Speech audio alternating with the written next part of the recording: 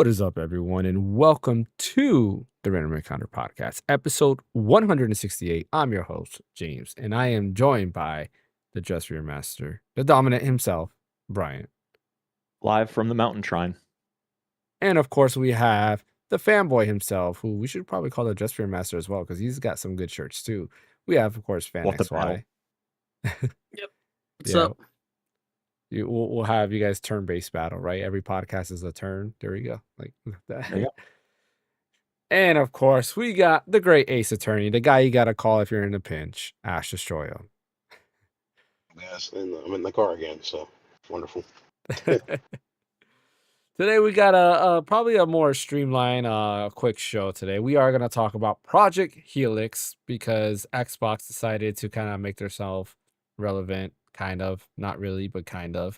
We're also going to talk about Resdient Evil Requiem. I finally finished it, and I think all of us finished it. Aside from because correct me if I'm wrong, you said you don't like horror games, right? You don't like games like that? I'm not a big horror game. That's what I thought. So we are going to discuss some of Resident Evil Requiem, some spoilers in there. So I will tell you when we start, and then you guys can skip ahead a little bit for those of you on the audio only or even video watching this after the fact. But yeah, before we go and dive in, don't forget to hit that like and subscribe button, follow over on Twitch. And I do want to mention that I did call it. I said there were going to be some Nintendo Directs happening, and they did. Unfortunately, not the ones that we wanted to happen. There was a Indie World Direct that we did miss out. We didn't get to talk about it because we didn't do the podcast last week. But there was an Indie World Direct that seemed it was all right. I think the highlight for me was that rogue like game with just like a first person game, which would look pretty cool, where basically you're just doing runs. It's like 3-player co-op PvE, and that looked pretty cool. Like you go through different levels, and you know what roguelikes are, right? Like you have all that progression and stuff like that. It looked pretty cool. That is exclusive for the Switch too, and yeah, it looks great. I gotta find out what the name is. I can't believe I forgot the name. I even wishlisted on my Switch. To me, that was like the biggest highlight for me. Everything else was kind of like, yeah, it's all right, I guess. Some indie games for me are just kind of, they're hit and miss. It really varies. Like there's some great, amazing games like Sea of Stars comes to mind when I think of an amazing indie game. Chained Echoes is another one that's really good. I feel like it's underlooked because Sea of Stars came right after and had all the attention. But Chained Echoes is actually not that bad. Oh yeah, I forgot. Blueprints was also announced. That was the final game. I haven't played it. I hear a lot of people say it's good. I just haven't played it. Not my thing. Yeah. There's also that like train game that's like a Jet Set Radio. At least it looks like it in terms of aesthetics, but you're on a train. Yeah. Yeah, I know what you're talking about. You're doing tricks and stuff. Wait, that looks cool. Yeah. Yeah, I know what you're talking Looks about. silly. Yeah. Now, then Shatak. Shatak. Yeah. Which I know that one is looks pretty interesting. Moonlighter 2, which that one I was actually surprised too that wasn't available on Switch 2 already. I like Moonlighter 1. It's like Zelda, but it's roguelike. So that one was pretty cool. Moonlighter For some 2, reason the art style kind of reminded me of God, what's that game? It starts with a B. Which one? For Moonlighter 2 or what? Moonlighter 2 reminded me of another game. Can't think. I can't think of the freaking name. It starts with the B. That's all I remember. But it has very you're like kind of asymmetric. God, Bastion. Oh, okay. Yeah. Gotcha. Yeah. It kind of reminded me of Bastion. Like it looked like an upgraded version of Bastion. Yeah, I'm not the biggest fan of roguelikes. And Moonlighter is a roguelike, but it was actually pretty fun. Like I think I liked it more because it was like Zelda. So basically you're just going through dungeons and you're solving puzzles like Zelda. The combat is like Zelda. And when I'm saying Zelda, I'm talking about like Link to the Past style. And that's really why I enjoyed it. I don't remember where I played. I think it was on Game Pass, maybe, where I played. I don't remember exactly where I played it, but I played it for a bit. Like I had a few. I want to say it was Game Pass. Because then eventually I wanted to buy it on Switch and I just never did. The game I was referring to earlier, though, that first person roguelike, is called Dead Zone Rogue, which looks pretty cool. I recommend checking it out. It looks pretty interesting. Definitely something that's worth for co-op. Like I've mentioned a couple times, I feel like there's not a lot of great co-op games out there. Everything that's basically co-op is PvP, right? And I like PvE content. What's up, MP Sensei? Says, is Hades roguelike? Yeah, Hades is roguelike. Absolutely. Or would you say the roguelike or roguelite? Roguelike, right? I always mess up the difference. So roguelite has like, it's lighter on the elements. Usually like you have a form of progression and things like that, and you keep like your level up, which I guess Hades is like that because you do level up and you keep those levels. You just start At the the beginning of runs from the the beginning. yeah. So I guess that's considered roguelite, where roguelike is like you literally just start from scratch and you got to get all your power-ups all over. I think Well, I know there was an actual game called Rogue, Rogue, and that's yeah. what the title is named. That's what like the genre is named after. Is Correct. that? Like Metroidvania. You know, it's kind of like Metroid Castlevania combined, like the way Yeah. that's how they Right. classify the style of game. Even though Metroid came first. Super Metroid I was know. first. I always like to say it's a Metroid-like. Castlevania is a Metroid-like. But yeah, those games look pretty cool. Like, I'm definitely excited to look at that. Like, there were some pretty good games. The other direct that we did have was a Mario Galaxy direct that we really didn't need because I was gonna Yeah, watch the no, game yeah. or watch the movie anyways. But it was kind of cool, like to see all the different stuff, like see the cast there, talking about it. It is pretty neat. They confirmed some other voice actors there, which was pretty cool. Like Yoshi being what was it Donald Childish Gambino. That's Danny Yeah. Glover or no, Donald Glover. Donald Donald Glover. Glover. Yeah, Danny Donald Glover Glover, is what Lethal Weapon, I think. And Angels in the Outfield, Yes, amongst other Angels. Oh, things. I Yeah. love Angels in the Outfield. Amazing Who doesn't? movie. Yeah. And then they showed Luis Guzman, who's known. I mean, he's been around a lot of He was in things. Wednesday. He plays Gomez in Yep. Wednesday, amongst other Yeah. things. Yeah, my first memory of him is Carlito's Way. He's in there as well. But yeah, he is. That's an old movie, man. It is. Well, we're old. Yeah, still a good movie. That's when cinema was cinema, right? um, but yeah, he is playing. I forgot what the guy's name is, but like, isn't he literally just like old Bowser artwork? No, or is he?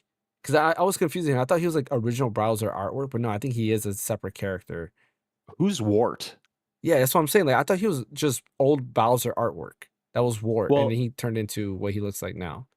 Well, Wart was the main bad guy in Mario Brothers 2. Oh, okay, gotcha. So that he's Wart. Luis Guzman's Wart. Yeah, Okay, there you go. yeah. So that's who he's playing. Yeah, I'm excited for the movie. I can't wait. I still laugh that people think that Star Fox is in the movie. He's not. It would be cool, like a nice Easter egg, but he's not. It would get him one step closer to that Super Smash movie, which I don't think is going to be a thing.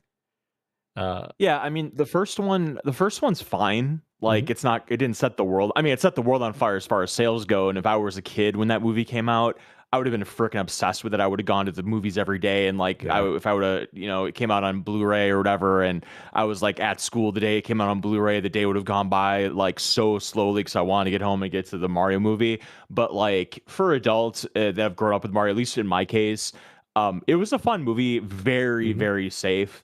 It's got some charm to it. I think they could have done a couple things differently, but otherwise it was solid. And I think this one might be a little less safe as far as like it looks like they're really leaning into some stuff that's, I don't know if it's obscure or more fleshed out than the first one because the first one was so successful. Like maybe they kind of reserved some of their ideas for the first one just to kind of make sure that it would succeed, and it obviously did. So now they're gonna go full on out in Galaxy. So that's kind of where my head's at with it. But it looks great. I haven't really watched that much of it because I kind of just want to be surprised. I mean, it's coming out in like 2 weeks or something. So I'll see it when it comes out. Yeah, no, I'm excited. I'm with you. Like I'm already sold. I don't need to see any more of it. Right. It is, Same but here. like you said, it is kind of cool. Like they're mixing all the different Mario's. Like you see a little bit of Odyssey with like the desert area. You have a little bit of a Galaxy in there, a little You bit got of Super Mario Sunshine, Brothers 2. What part is Sunshine? Bowser Jr. with a brush. Oh, that's Yeah. true. That's true. Yeah, but was he in is he in Galaxy like that as well, or no? Yeah, but Sunshine came out first. That is true. Yeah. That is true. They're Yeah, retconning he doesn't Sunshine. turn to Shadow Mario when he uses they might tease that later on, which would be cool to see. But yeah, that brush definitely came from Sunshine. So And that's MP Sensei. actually EGAD's one of EGAD's inventions, and Bowser Jr. stole it actually, if Hmm. anything. MP Sensei said if they do a Smash movie, they can just do the plot of Secret Wars, Marvel Secret Wars. I mean, honestly, they could. There's a lot going on there. You can even do a Civil War plot in there where it's like, okay, you guys got to register the Nintendo trademark. And then, you have like the people who don't want to register Nintendo trademark. What would you do? Have like Mario and Luigi on the opposite sides? Make them fight each other? Like, I don't know. That would be interesting. I wonder how would they do a plot like a Smash Bros movie? Because they have to build up Yeah, everything. honestly, I don't know. They could grab some stuff from Subspace Emissary, but I don't know. Yeah, that's true. Subspace Emissary already has a nice story to it. That is true. I didn't think about that. Yeah, it's just more of a question of are the characters going to be voice acted again, or are we going to That keep would it that the the same way? Smash movie would have to be like a culmination. Like they would have to have already had a Zelda movie out, Hmm. like other Nintendo franchise movies out, and then the Yeah, Smash would be like a culmination of all of them together. Yeah. makes sense. Yeah. Yeah, I mean, Star Fox would be great, I think. Like, and I always thought about it. Like, Star Fox, I think would be a very entertaining animated series or animated movie. They should Because have done it right when Guardians of the Galaxy was on hype that's true. That is true. because of Rocket. Yeah. I think you're right. They could have capitalized on that. Because like the lore in Star Fox is pretty deep. You have James McCloud, Star Fox's dad, who, is the original like hero, I guess you could say. And then of course he goes, I believe he went missing, and that's why you have Star Fox who took over. And then everybody else is like there. So that's uh kind of like the plot there. But yeah, and then we would need a Metroid movie, which would be amazing if they can do it right. Because Metroid has a lot of good things going for it. Zelda is the only one that we have to wait and see because there is a Zelda movie coming soon. That's the one that we'll have to wait and see how that unfolds. All right. Well, let's dive into our first big topic, and that is Resident Evil Requiem. I finally finished it, and I gotta say, it's a good game. I don't think it's better than Resident Evil 4 for sure. I don't think it's better than Resident Evil 2 either. I don't think it's better than Resident Evil 1. So it's probably like I was thinking it's in my top 4, maybe 5, because I was trying to think, is there any other game that might be better? And I don't think so. So I think it's in my top. It'll be like number 4 on my list as of right now. Can't really say if there's any other game that they go like the only. I mean, I was replaying 7 when I was helping my son's friends play 7, and I enjoy 7, but like I really like the third person view. Like that's the biggest thing to me. Replaying 7 and going through that, I'm like, man, like to me it just doesn't feel like a Resident Evil game because it's not a third person. But that's me personally. But anyways, going on with the game, story-wise, very fun. I think that I enjoyed it's kind of hard to say, like I liked Grace's areas a lot more because of the horror aspect of it, but it was very fun also playing as Leon and like doing the crazy like pairing and like just seeing how like Leon's just kind of like overpowered. I enjoyed both aspects of it. I think they did a really good job balancing it where it didn't feel like you were too overpowered with Leon, but you also didn't feel like you were super scared as Grace. And definitely towards the end, even playing as Grace, you're kind of, at least for me, I had a stockpile of the bottles. So I made the little liquid. Oh, by the way, we're in spoiler territory. So like if you don't want to know spoilers, definitely skip ahead because I'm gonna start mentioning some spoilers of the end game. Uh, But yeah, so I had a bunch of bottles already stockpiled, and I created the little like acid thing you get for the liquors that basically kills them. And I would just run around. I didn't even have to sneak around. I would just run around, make sure they're all in the group, turn around, and just throw one, and it kills like all three of them, and that's it. And it's like, okay, like that's it. Like the end game is pretty good. The zombie things, I feel like Grace's handgun, for whatever reason, felt stronger in the end versus when you're in the little mansion. So when I'm fighting the like zombie things, I'm killing them like in 4 shots. It felt like that handgun was stronger than what Leon's handgun is, and I maxed out Leon's handgun. So I'm like, I don't know what's going on there. Um, Later, MP Sensei, take care. Um, but yeah, like that's kind of like where I'm getting at when it comes to like Requiem. I enjoyed it, loved it. Took me about 13 hours to beat. I had a lot of saves. I don't know how I had that many. I didn't think I had that many, but I had like over 30 saves. But part of it was because of when I play, it's usually on my free time, and there were so many times where I would have to do something else. And yes, I can put my Switch 2 in standby and stuff like that and get back to it. But I was afraid that if I put my Switch 2 on standby and let's say I forget about it, and then my son just randomly grabs my Switch 2 and wants to play something, that he'll, I'll send me back very far. So I was like, you know what? I'm saving it every time I go across a typewriter there. But yeah, I enjoyed it, liked it. For me, it's the top 4.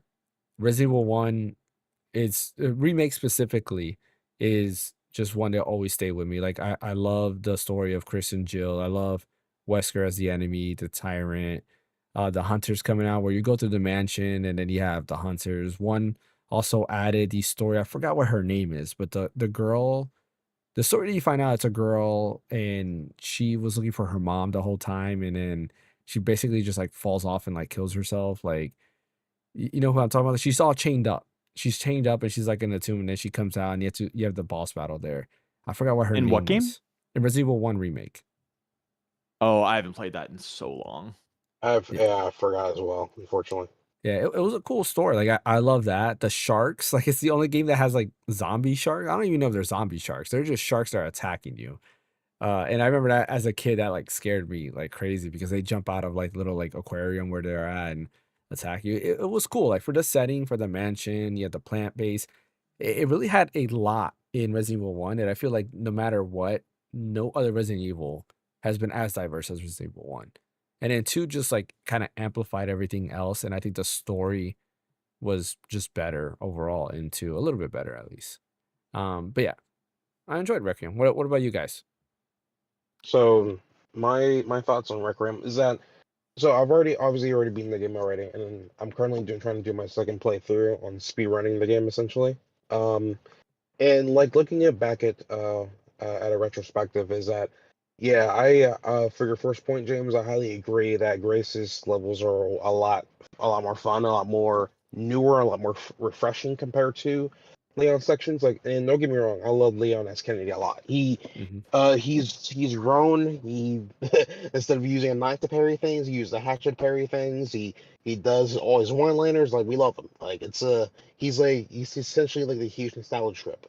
But along with that, there's even more nostalgia stuff, like him going back to Raccoon City, and also him encountering Mr. X again and stuff. And like, even though it's great to see those elements back, I feel like they were super heavily relying off of those things, and I don't think they had to do that with Leon S. Kennedy. Yeah, with Mr. X coming Um, back.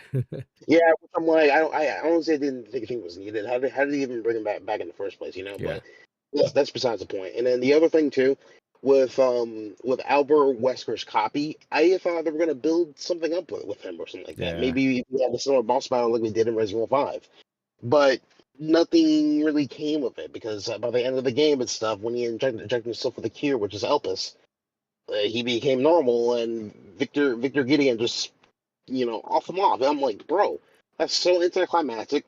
We could have had a boss battle with him. I'm like, what the heck? You're going to clone this dude to do what exactly? Like at this point, let Victor Gideon do all the work, Yeah. But it's yeah. So but yeah, I really love Grace as a character and stuff because like I said before from like 2 podcasts ago, she kind of feels like a more realistic character that relates more to like the actual demographic and everything. If they got you thrown to the Resident Evil universe and stuff, minus the fact that none of us are FBI agents, but with her line of work, this is not like an every other Tuesday for her, like Leon Yeah. S. Kennedy or anything. But yeah, I love the puzzles that you get to do in the in Rhodes Hill, along with the hospital, Yeah. everything. It was so good. What's up, geek? It's just like if there was a gun to my head and I were to pick like a gameplay style between Grace or Leon, I'll probably choose Grace. I love Leon's gameplay, but Grace's was just so much better because, like I said, The that's what puzzles makes and everything. Resident Evil 9. That's what Mhm. makes Resident Evil 9 is mainly Grace's gameplay. With Leon S. Kennedy, I like him saying his Quit full saying name. Leon S. Kennedy. Just say Leon. I You don't care. weirdo. I don't care. I remember his full name because the characters that mentioned they're like Leon S. Kennedy. Now, well, if you're So gonna say it's Leon S. Kennedy, you gotta say Grace Ashcroft now.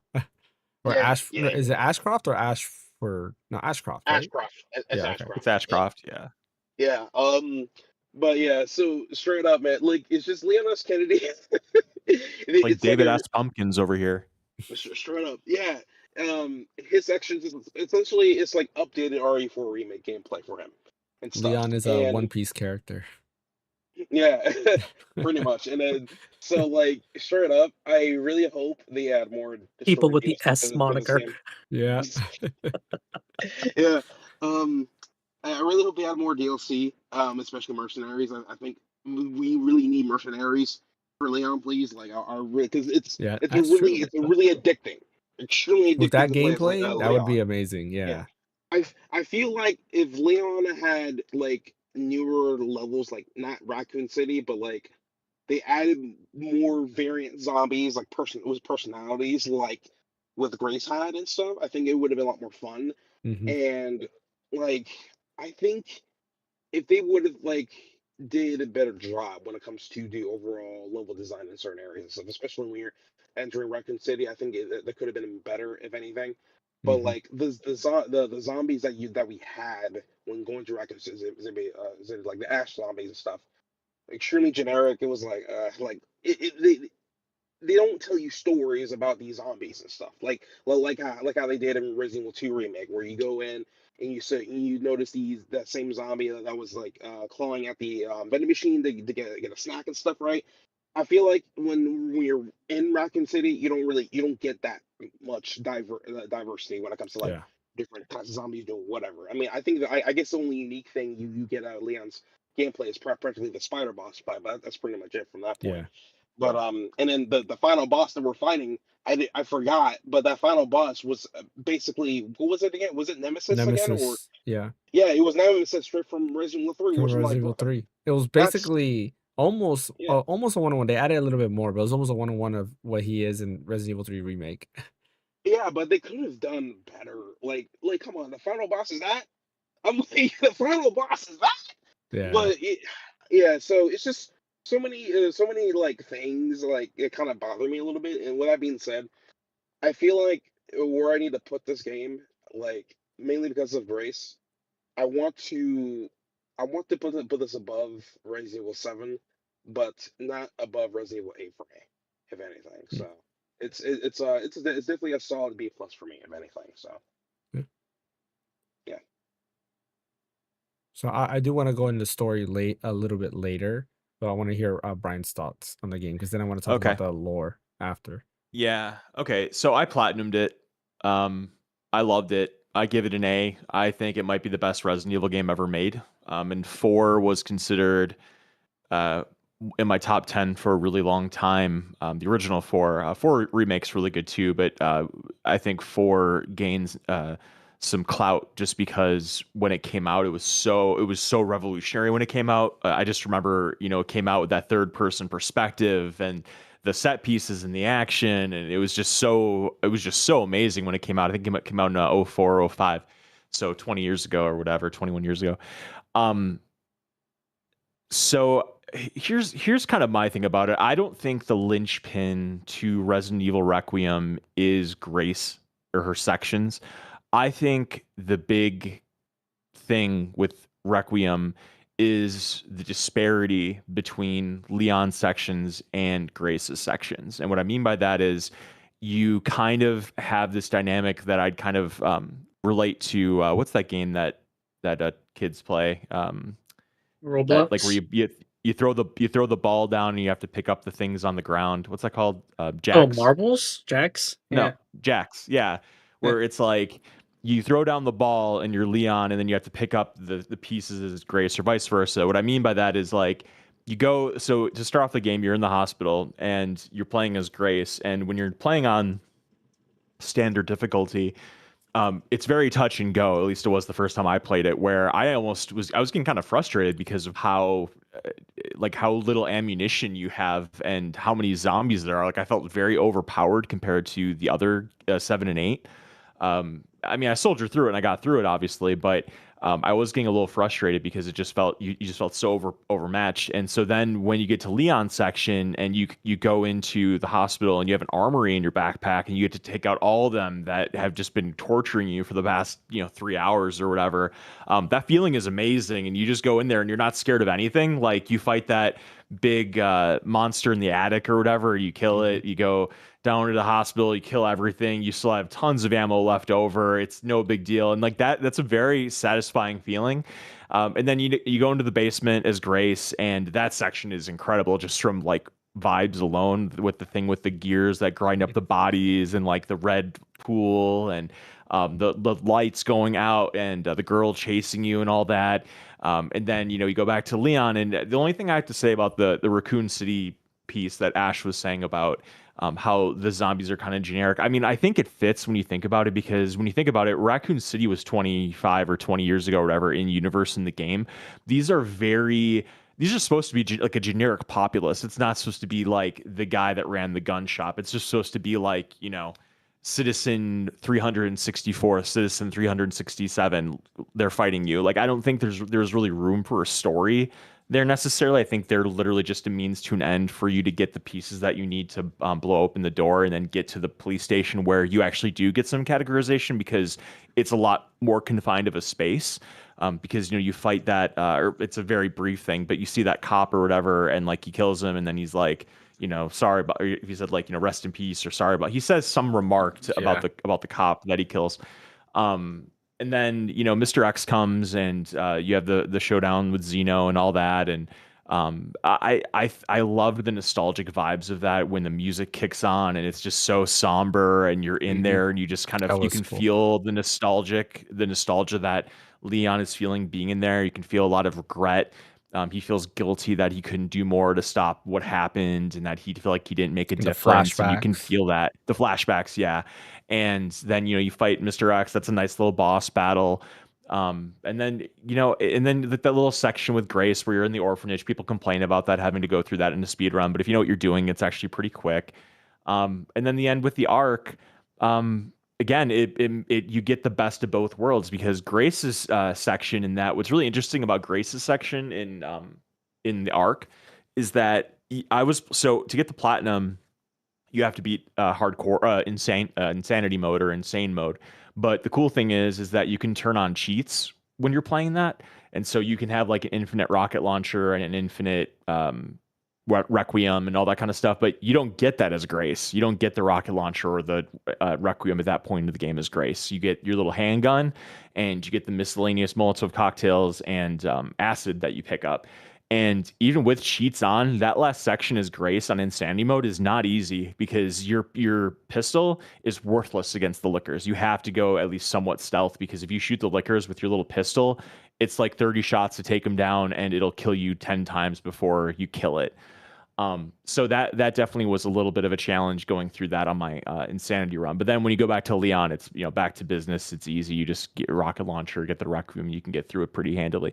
But I don't know. I don't subscribe to the notion that Resident Evil is a third person game. Like, yeah, 1, 2, and 3, and 4, and 5, and 6 were in the third person, but I think that series need to evolve. I think that they there's nothing wrong with it being first person. There's nothing wrong with being third person. I love Resident Evil 4. I love Leon's perspective in 4.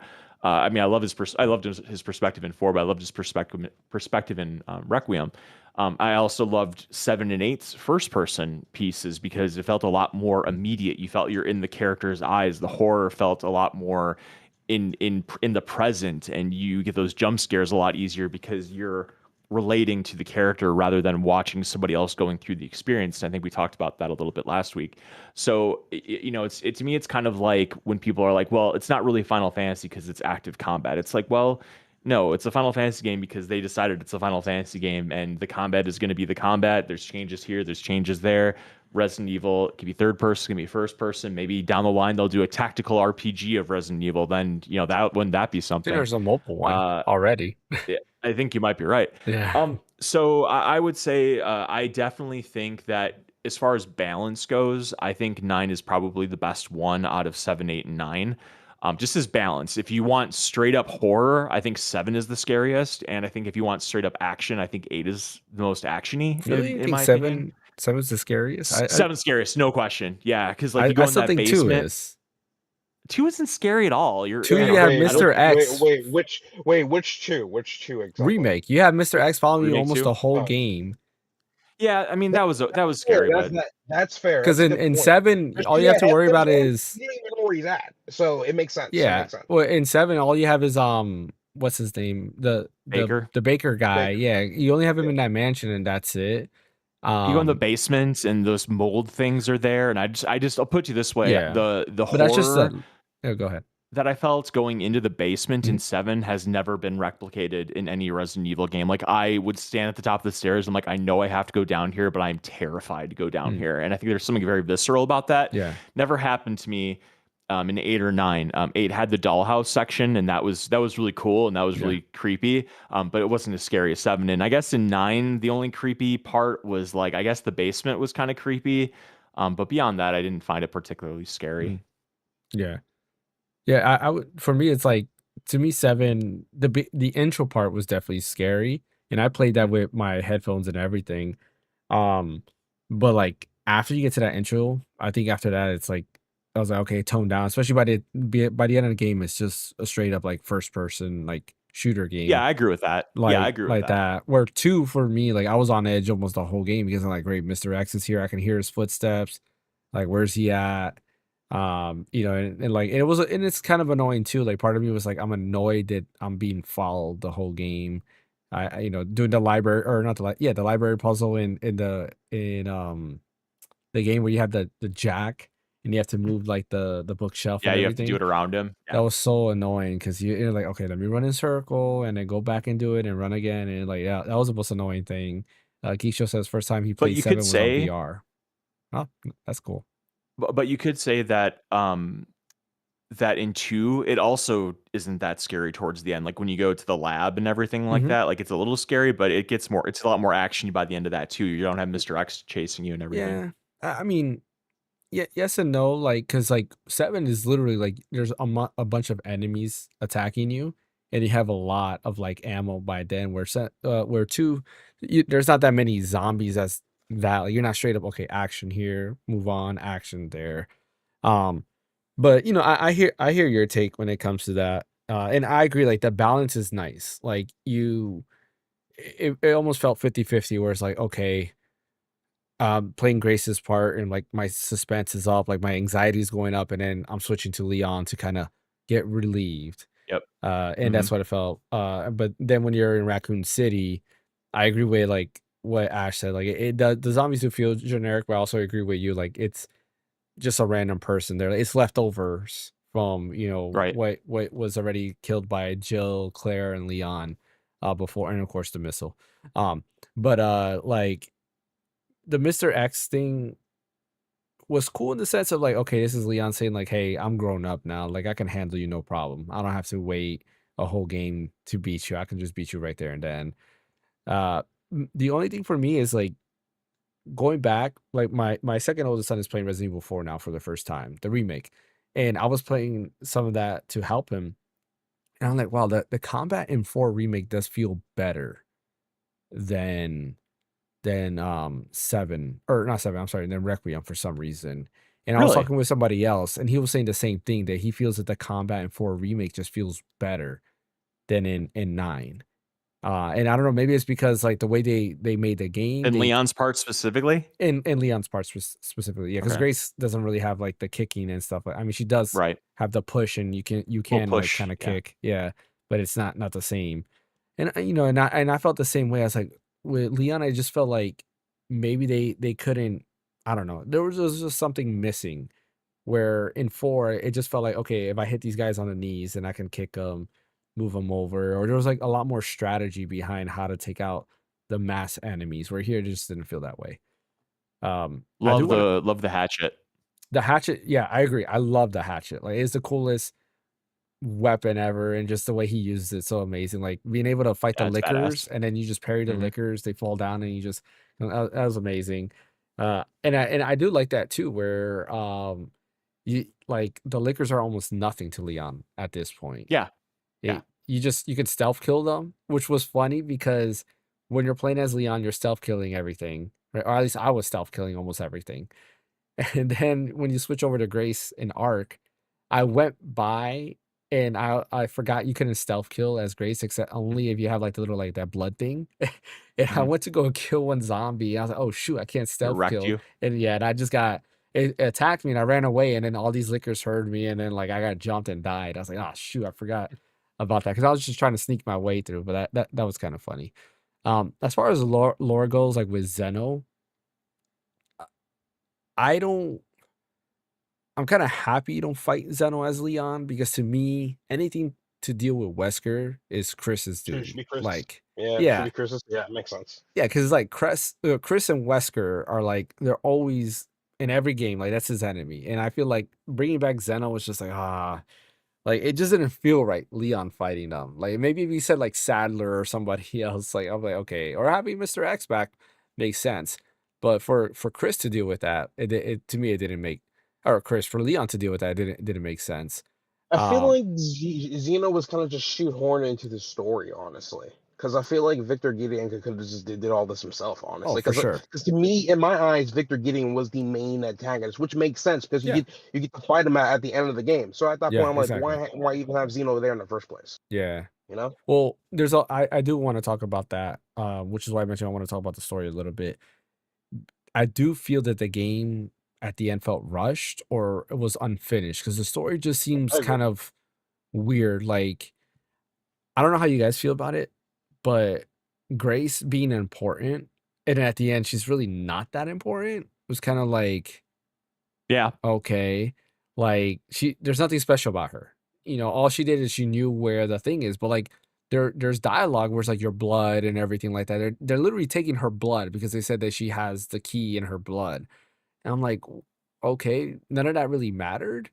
Um, Yeah, but I agree. I thought the story was a little clumsy someplace. Maybe I'm not smart enough to pick up everything, yeah, but they really kind of like choreographed or forecasted Grace as something that she wasn't. yeah, But then it's like, well, what was the whole game about then? And it's like, okay, she knew where exactly. this disc was. It was a little the I give you that, the lore and the story, it did feel a little clumsy in parts. Like I think they could have either fleshed that out or fleshed out what Leon was doing more, and like maybe taken away something. And Yeah. I feel like they just kind of tried to square the circle, and the story, you're right, it didn't quite work for me either. I kind of understood like the story a little bit more, mainly because what the connections was trying to sort out after is like a complete copy of Grace, because they were thinking, hey, maybe we can if we use her blood or something like that, or something, we can possibly crack the code on unlocking Elpis essentially. But you find out And that the none of thing them are was, copies of Grace, though. yeah, mainly because they were literally mainly. Wait, none of them are copies of Grace? Are you sure? No, because when you play as Chloe, that's before Grace was even born. Oh yeah, you're right. That Because makes a I thought lot the of same thing. sense. I like, oh, these are copies of Grace, and like, because Victor Gideon says that they're copies of you, but then you play as Chloe, and this is before Grace was even born. You're like, wait a minute, like this is not adding That's up. fair. Yeah, so Yeah, like, yeah, yeah.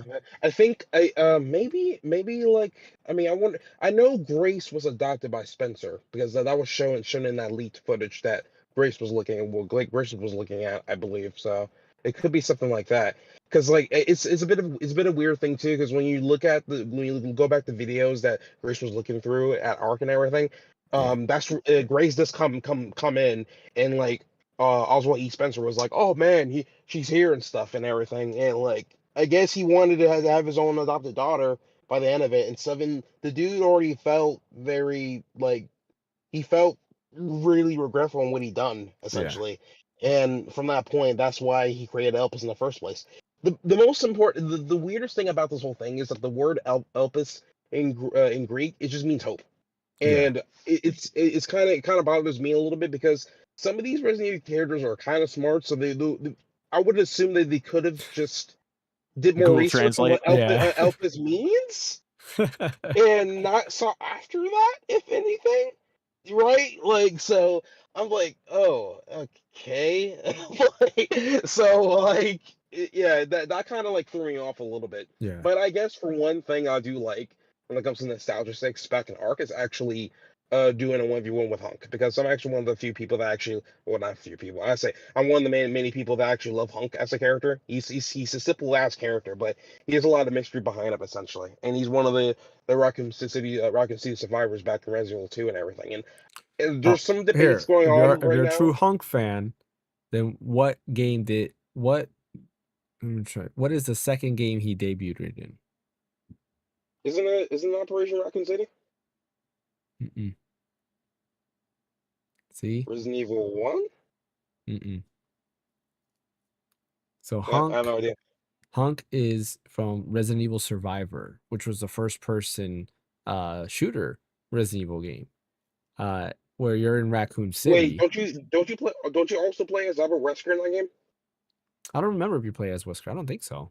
Because that's Now you also a got me first thinking. person shooter, and you play as Albert Wesker, and I believe in Resident Evil Survivors. Let me see. Because this is also like telling the story on how Albert Wesker came to be essentially in Survivors, and that Well, in no, in Survivor, it's taking place at the same time as Resident Evil 2. So like while Leon and Claire are going through that, because you have to fight Mr. X and everything. Oh, okay, got it. Yeah, I think the one I'm talking about with Albert Wesker, I think that's more of an arcade game, and I think that was Operation Raccoon City. I have to double check on that. Let's see. Just looking at see who you play as here real quick.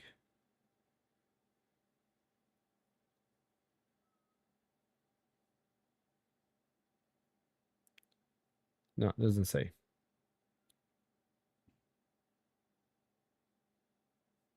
Yeah, it doesn't say there.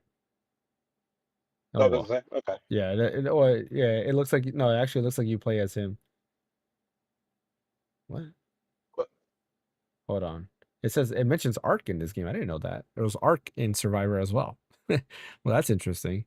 I mean, I'm pretty sure that Ark has been around for a bit, from maybe based on my recollection. No, it's So, the first time that I but remember hearing it, but oh no, I yeah, guess it's a person's name Ark in this game. yeah, But yeah, yeah. like go ahead with what you were saying about Hunk Yeah, and yeah. I think one of my favorite things from the Resident Evil community is that they were trying to debate if that character was actually Hunk or not.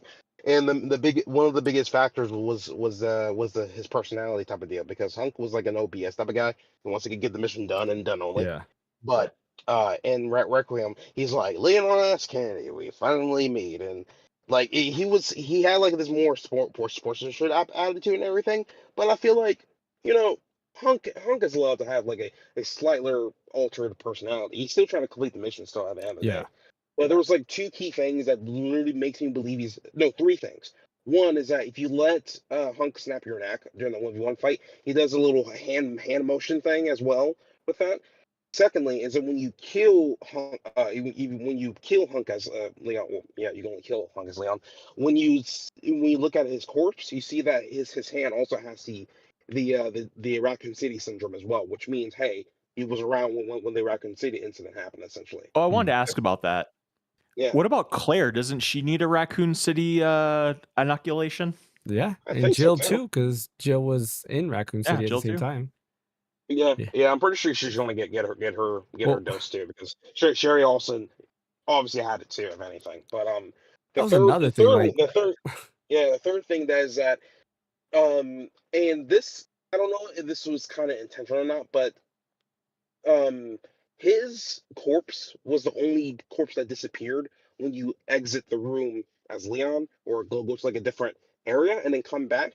You see his guys are still there, but his body is gone. And mm, there was another dude on YouTube that actually went to further details with this. Is that he used RE framework to use the free cam mod to like constantly check the room as Leon completely leaves that area. And when you have the free cam on, the body never leaves. But obviously, when you turn on free cam and you play normally as Leon, the body completely disappears. And the other thing you saw is that when you use the free cam, there's actually some other areas in an arc where it shows actually another door you can actually open. And he mm, was thinking that maybe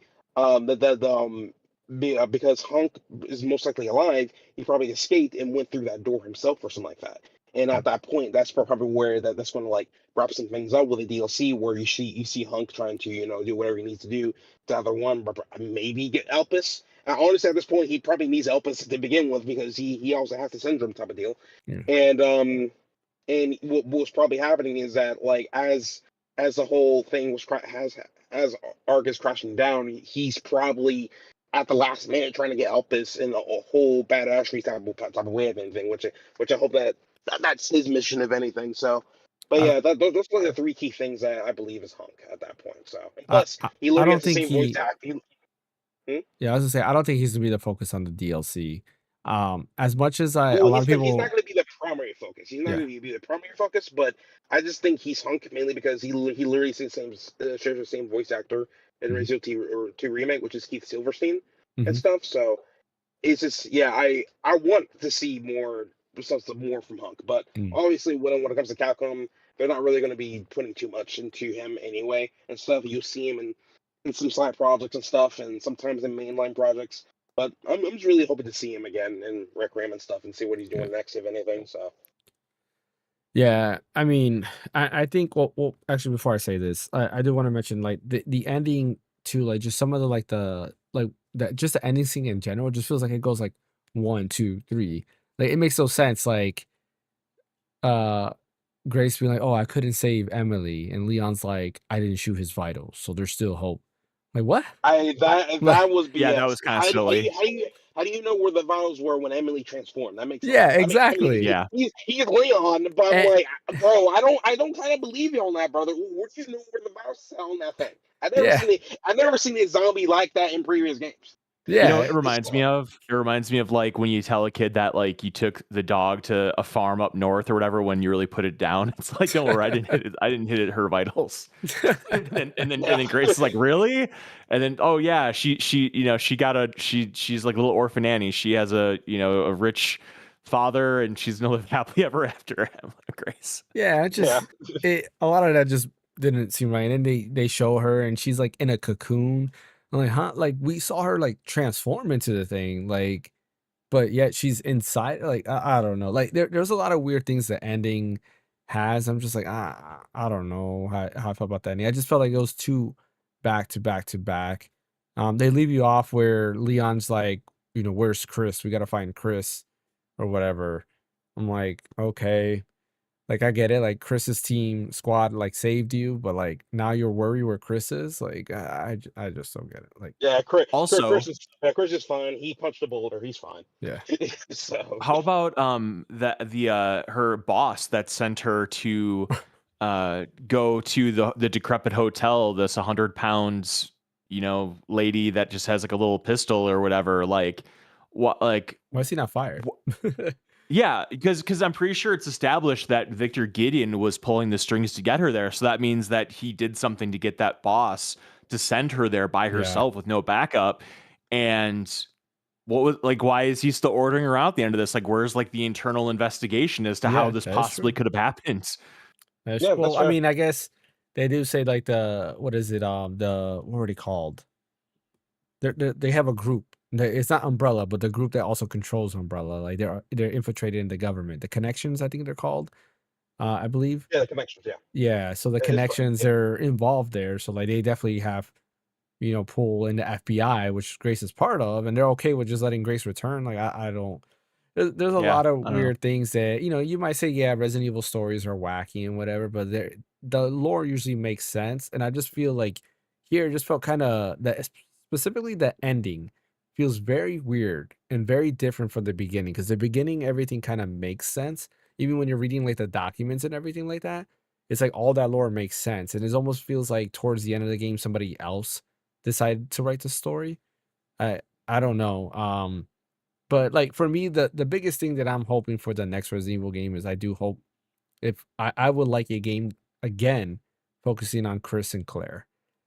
Specifically Claire, because like poor Claire, she's only been in really Resident Evil 2. Yeah, there's Revelations 2, but we don't really talk about that.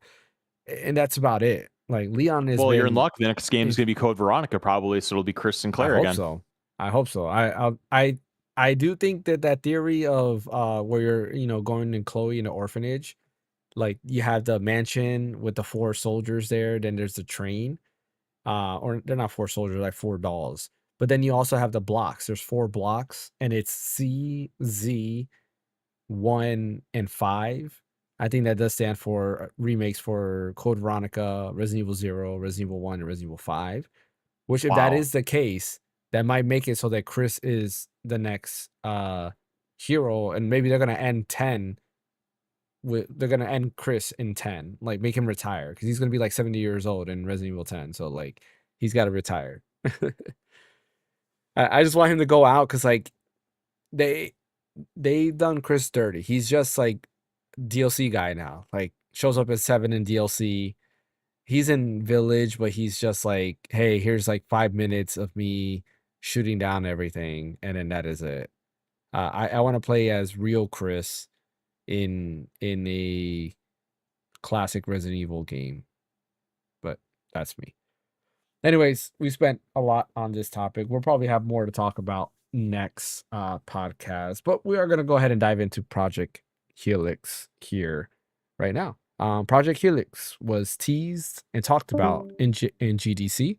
Oh, Ash is gone. No, Ash is back. In fact, He heard Project Helix and Xbox. He's like, yeah, I'm not talking about that. But yeah, Xbox or Microsoft rather teased Project Helix, and they went kind of into a deep dive on what it actually is, and what it is basically a PC. the computer. Yep, it is a PC through and through.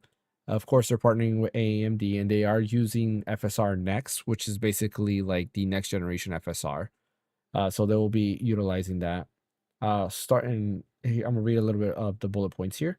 Starting in April, Xbox mode will also begin rolling out on Windows in select markets, which will give you the experience that Project Helix is going to have. So basically, if you have an ROG Ally X or any of the ROG Ally devices, and that you played around with Microsoft's like gaming mode, that's kind of what it's going to have as far as the interface goes. For developers, the Xbox Play Anywhere catalog now spans more than 1,500 games, creating a powerful opportunity to reach players seamlessly across console and Windows. The biggest thing that this is going to have is the ability to play your Xbox games. But we already know that through different sources and different like rumors and leaks, they are already working on an emulator to be able to play 360 games on your Xbox. And I assume they're probably doing the same thing for Xbox One and Xbox Series X if they can't get the Play Anywhere stuff to automatically go over. Because a lot of titles already play anywhere. And I guess like to me, reading up about this and seeing like everything they have going on with this, it just seems like it's their way to sunset the Xbox, like the Xbox brand and everything. It is literally just a PC that, yes, it will have backwards compatibility, but I'm sure any PC is going to have that. They're going to give you the option that, oh, hey, you bought Lost Odyssey on, Xbox Marketplace or whatever it's called now, then you can go ahead and download it on the Xbox app in Windows. They're going to do that eventually. I'm sure that's what they're going to do. Yeah, like what do you guys think about that? Did you read into Project Helix at all? I know all of us feel like Xbox is done, but like this is interesting nonetheless. Yeah, it is interesting. I it's really going to depend where it goes. If this is kind of like a console version of what the Xbox Ally X is, I'm intrigued because then you could put Steam on it. But then like you'd have Xbox console like on the back end, so you kind of have like the best of both worlds and stuff. I'm intrigued by that if it ends up being that plain where it's a PC that has a version of the Xbox operating system that's running that can play all your games. Like that would, depending on its power, like I'd probably sell my PC and just have that. I mean, it would seem redundant to have a PC, Well, even though undoubtedly my PC will have better specs. But even still, I'd rather just have one thing rather than a PC and whatever Project Helix ends up being. Mm. As for if it's going to sunset Xbox as a brand, I'm kind of 50-50 on that because on one hand, you're right. I mean, it's diluting it. I mean, they're not talking exclusives really anymore. They're kind of going the opposite of what PlayStation is doing, where they're kind of going back to the well of doing exclusives again, keeping everything off PC. Xbox, at least as of yet, has had no indication that they're cooling off on putting everything that they have on Xbox on PC like day one or near day one.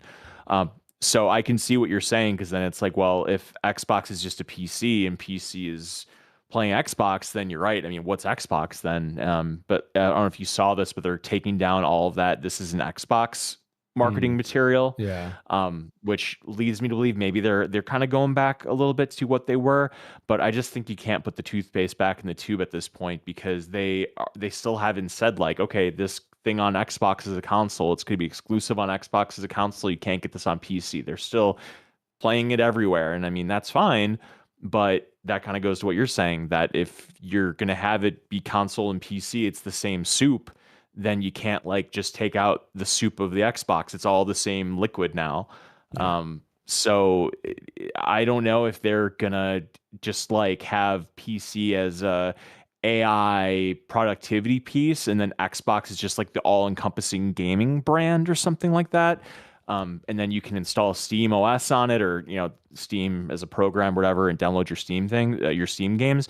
Because the Project Helix is just an Xbox storefront where you can play your Xbox 360, Xbox One, Xbox Series games on it, and like that's it. Like it's just a big backwards compatibility box that it's a complete Xbox ecosystem.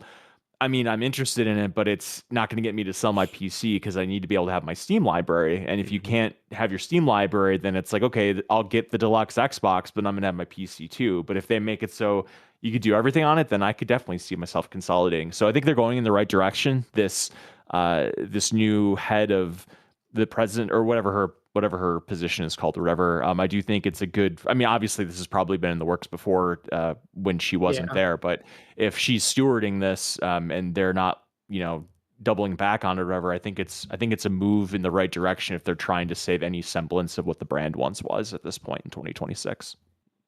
Honestly, the only thing I'm worried about is because I've seen this news piece recently is that apparently Copilot is going to be coming to current generation of Xbox consoles, and I'm really worried that they might make AI a big thing into to Helix, mainly because man, because the AI it's constantly getting more popular and popular with these tech companies and stuff, and like I'm really worried about how they're going to implement this stuff to where like you can't even like disable it. And to make matters worse, I hope to God that this AI stuff doesn't also further take away the performance of the actual system. But then again, there's a PC, so I'm pretty sure you should be able to like just replace the OS with Linux or something like that and call it a day. But I think it kind of takes away of the Project Helix thing altogether, especially with the whole backwards compatibility thing, amongst with other things too. So Any thoughts, fan?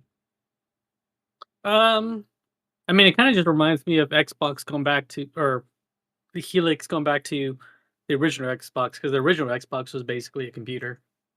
Like it was just an ensemble of PC parts, and I'm assuming they're gonna have some way of locking things down to where they're not gonna come across the same issues they had with the original Xbox of people hacking it and modding it and all that stuff.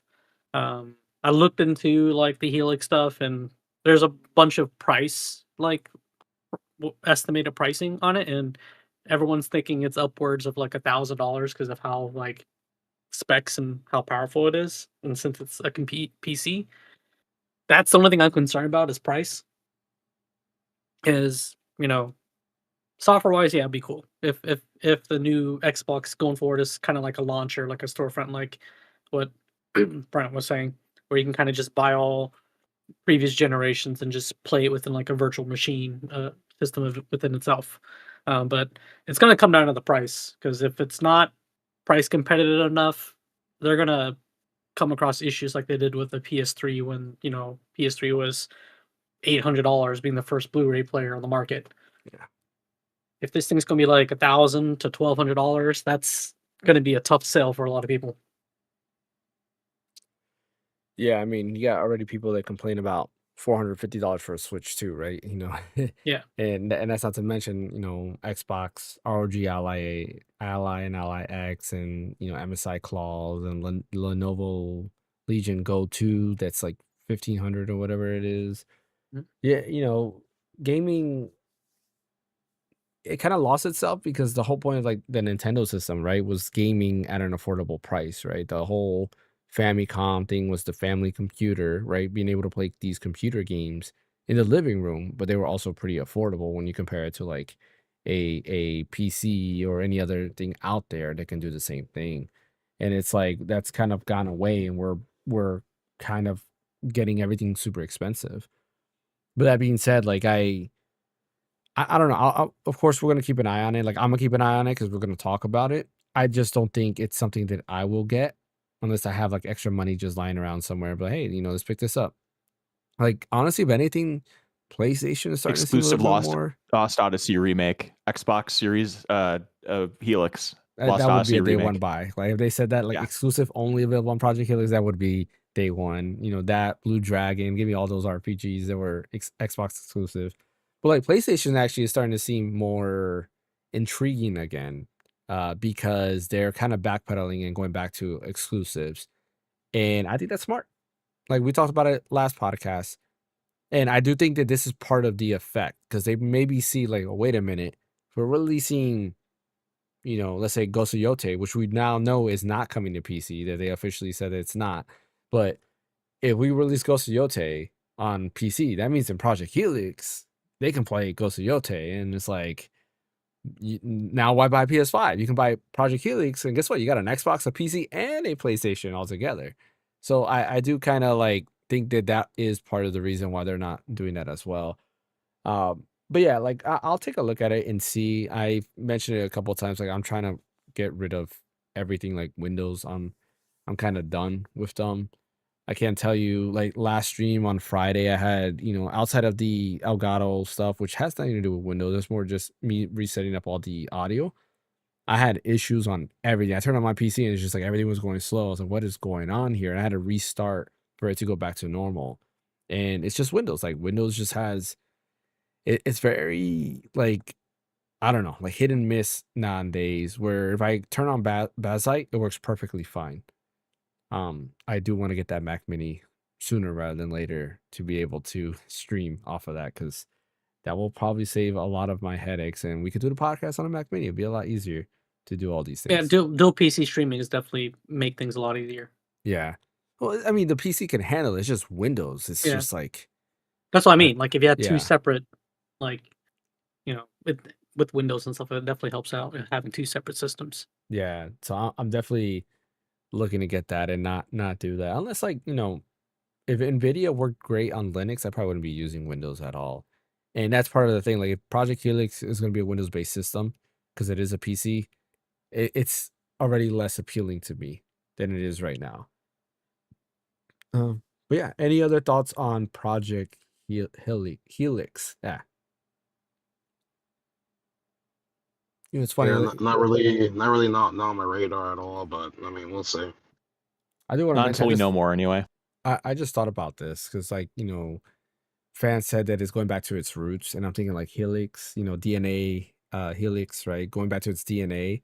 Maybe fans onto something. Maybe it is. They're trying to go back to their roots with this.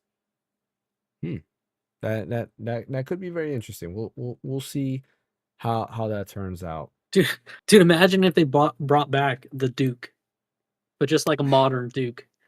The modern, hey, Hey, yeah, and make the Xbox logo, but make it a display of some sort that has like different Yeah. functionality. Make the And VMU go come back to back. actually Make the go back to VMU actually come back. having That's what we need. six face buttons because they Yeah. had the X, A, B, The X, black Y and with white the buttons. black and white Yeah. buttons. So those are 6. So it'd be kind of cool to have 6 face buttons again. With I'll tell you what would make me buy it day one if they did NFL 2K, 2K28 or whatever it would be at this point. That would make me be a day one buyer for sure because those back games to the blow 2 Madden case. out of the water. Now, if the controller had a VMU, I would be intrigued because like the VMU is still the coolest thing ever, even though it was barely used on the Dreamcast. The memory card that went inside the controller. yeah, We know what a Oh, VMU is, James. I just want to make sure somebody might not know. Nintendo announced that little like NES with the GBA with the cartridges that played music, right? That was for Pokemon. Yeah, we talked about that. Pokemon, right? Yeah. So what if Xball did something like that where you have little carts that you put in and it just had like that came What with if your they- game? What if they You know, did that came with with your game and you PlayStation? put it in there and it just plays like things related to the game. Like Yeah, what if PlayStation does the same thing, but you have to put CDs? Like that's crazy. No, just kidding. No. Go back to just go back to CDs. It's all history repeats itself, right? We all go Have back. games instead of key cards, key CDs. Yeah, exactly, right? No, just make it CDs, right? It's like, hey, here's the whole entire soundtrack to like Metal Gear Solid 1 on like 56 different CDs. So instead of putting it on just one CD, it's just 56 CDs for no reason. Like No more CDs. all right. Well, that brings us to the end of today's podcast. A little bit of a quick podcast this week. Have a couple things that I have to get to right away. But I appreciate everybody for joining as always. Don't forget to like and subscribe button. Come and hang out on Fridays. I'm continuing Eternal Darkness. Love it. Very fun. Hype. Like it's very eerie. Like all the sound effects. There was somebody who was watching the stream. I was talking with them the other day there, and they said they were like in the middle of working out, but they had the stream on in the background on their TV, and they started hearing they have a surround sound. They started hearing the noises, and they're like, what the heck is those noises? I was like, yeah, like that, they are eerie. Like you hear the voices, and there was the scream where when I checked the bathtub, and then you see like the dead. Oh, did you do that part? Yeah, I did that part. Yeah, That part scared that was the part I was talking about that scared the hell out of me when I was a kid. Oh my god, dude. Yeah, I did do that. I was like, what the heck is that? Like that got me. Like it got my attention for sure. Yeah. But yeah, like I'm enjoying the game. Like it is fun. The combat is interesting. Like I was getting annoyed because I was getting jumped when you're playing as Kareem in like the little temple there, and I kept getting jumped. I was like, man, like what the heck? But anyways, yeah, very, very, very fun. I think it would be scarier if I didn't just come from playing Resident Evil Requiem. But like I feel like I'm like, okay, I feel like Leon now. Like I can just handle anything. Yeah, it's not really I wouldn't call Eternal Darkness a scary game. I would just Mhm. call it like an unsettling game, and that's what I like about it. for is sure. It's unsettling, you know. It is. Everything's unsettling. Like from the noise, the background, like Mhm. the atmosphere is great. Yes. Like Yep. Resident Evil should do that. Because when I left the room trying to figure out what to do, like when I first started the stream and you hear the knocking on the doors, I was like, what the heck is that? Like what's knocking on the door? And then I saw when you beat that level, I think it was the cream level, and all of a sudden it showed Alexandra or whatever her name is, and then it Yeah. like cuts off and it says like to be continued in Eternal Darkness 2. And I was like, yes, I love that. Yeah, I saw that. I Don't was you like, remember huh? that? Like, Yeah. I got me confused. I was like, what the heck is going on here? But then the game continues. Like, okay, like, Yeah, it's a sanity effect thing. oh, it is okay. I was wondering, I was like, is that maybe my sanity meter? Like, that was the weirdest thing. Nope. That is cool. I Yeah. do like all of that stuff there. But yeah, come hang out Friday. I'll be continuing that stream this Friday, and we'll see how far I get into it this time. And of course, every Sunday we do have the podcast. I did want to mention one last thing. We want to quickly go through what we've been playing. I do want to mention that I was playing the Grand Blue Fantasy Relink Endless Ragnarok. So the beta that happened, I got accepted into the Switch 2 version. Kind of disappointed because it's only 30 FPS on Switch 2, which means it's kind of like it definitely could have been 60 FPS, but it's not. But the thing that's even more disappointing is the same beta that they gave you when Ragnarok, or I'm sorry, Grand Blue Fantasy Relink was first launching. It's literally the exact same beta with the exact same levels. And I was like, well, I don't really want to replay this because I've done all of this already in the original beta. But I was able to test that out. So yeah, there's that. And I am playing Final Fantasy VII Remake. I'm trying to beat that. I'm excited to announce that I have beaten this year 3 games. 3 games. Requiem. Dragon Quest 3, and Dragon Quest 1. So Mm. super excited. Good for you, James. That's more than any game I beat last year, because I beat 0 games last year. I did Really? not beat 0? 1 game. Yeah. I started Yeah. many, did not Yeah, finish you did start many. any. Just never finish. Yeah. Yep. Wow. But Same. yeah. I started a ton, just never finished. Yep. Brian, you want to quickly say what you've been playing? Yeah, actually, I just finished Kena Bridge of Spirits tonight. I think nice. I'm gonna try to go for the platinum. It requires me to go through on the hardest difficulty level, Coming to and if I can Switch. do it with, no, I got trophies for PlayStation. No, I'm saying But, the game's coming to Switch though. Like, Oh yeah, it is. Yeah, that's related note. Yeah. The only thing is if it's something where I have to go back and play the hardest difficulty level with like nothing and just do it, I'll probably put it off a long time before I get the platinum. But if I can go through New Game Plus real quick and not have to like collect all the stuff again, I might knock it out just to get the platinum. But I really liked it a lot. It looks and the story and everything, it could be like a DreamWorks movie. It's really beautiful. I wish the combat had a little bit more meat on the bone. It's kind of like, it reminds me kind of like Beyond Good and Evil a little bit, where it's very surface level. It's no Devil May Cry or anything like that. I mean, it's a third person action game, but it's very surface, and that's fine. Like, it is what it is. I like the archery combat is really nice. I think the combat with the bow it leaves a little bit to be desired, but there's little accoutrements with it that I think are nice. The story is nice. It has some nice emotional moments to it. Again, the environments, the music is incredible. I'd give it like a solid 8. I really did enjoy it, and I'm looking forward to the sequel, which I'm sure will blow everything out of the water. Oh, you finished Kena? Yeah. Oh, I didn't know you finished it. Yeah, that was a cool final boss battle and everything. So yeah, that was that. I don't think I've been playing anything else. Just I Platinum Requiem, played Kena. Yeah, that's about it. I need to get back to Dragon Quest VII Reimagined as well, so that's what I'm doing. Oh, I forgot where it is.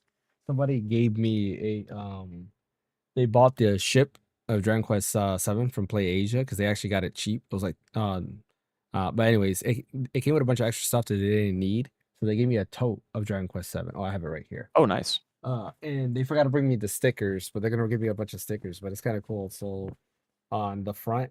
Oh, that's cool. And then that's cool. On the other side. It's kind of plain. I don't know what's up with the red and the white thing. It's orange. It's my camera. It's orange. Oh, it's a camera? It's orange? Yeah. Okay. But yeah, it's still plain.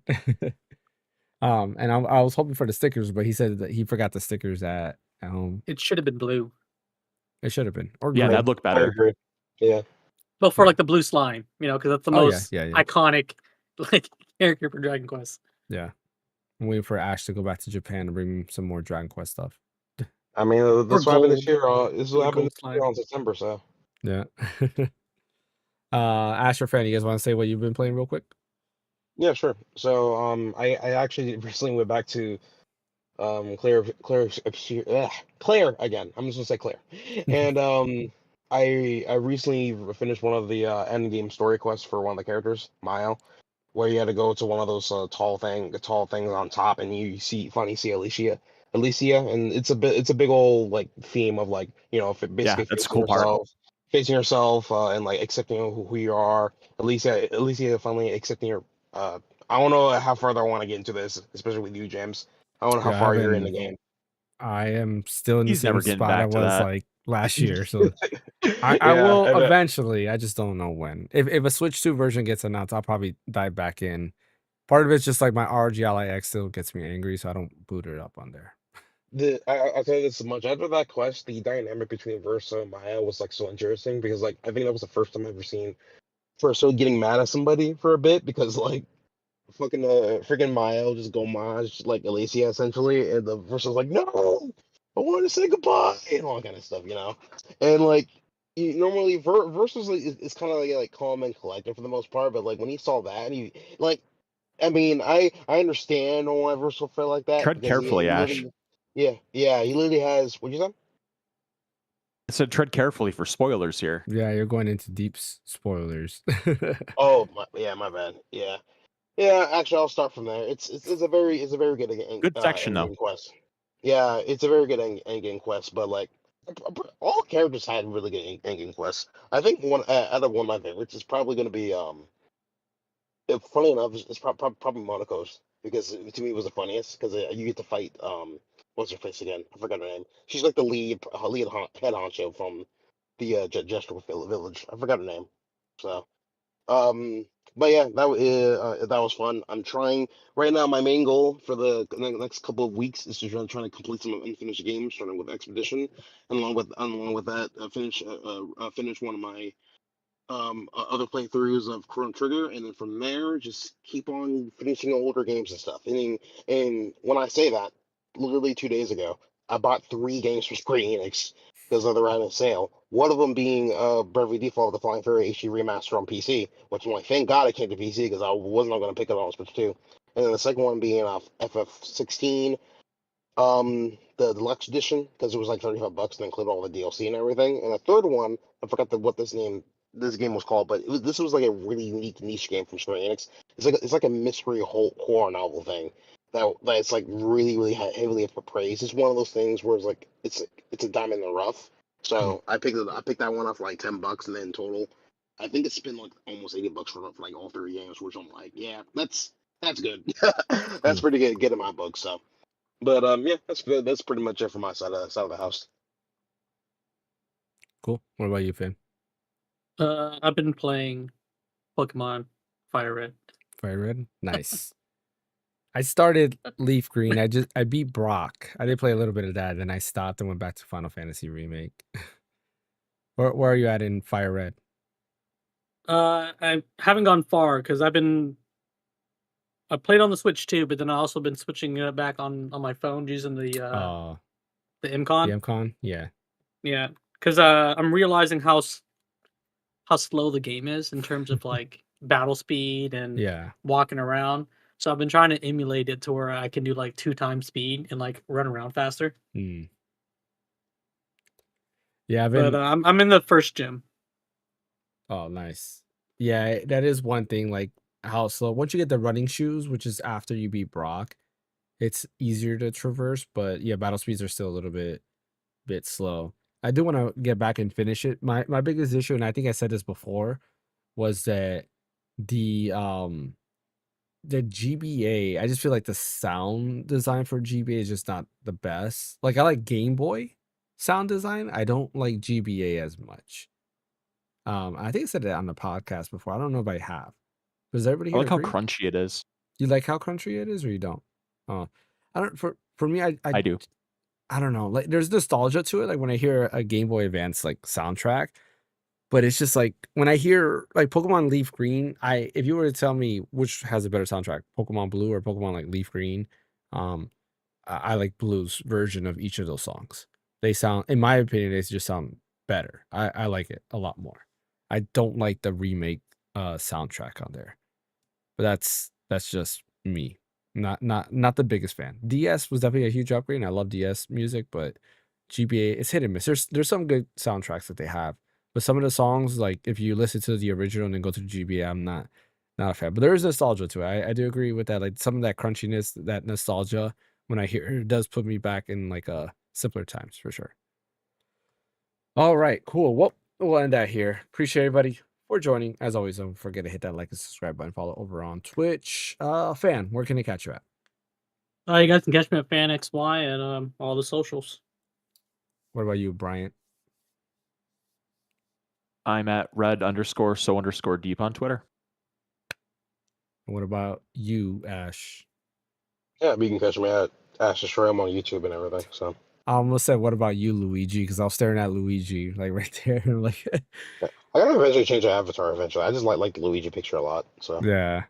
I yeah. change mine every now and then. I gotta change it to my Fluxer avatar, which is the Dahak link or Dahak, what is it called?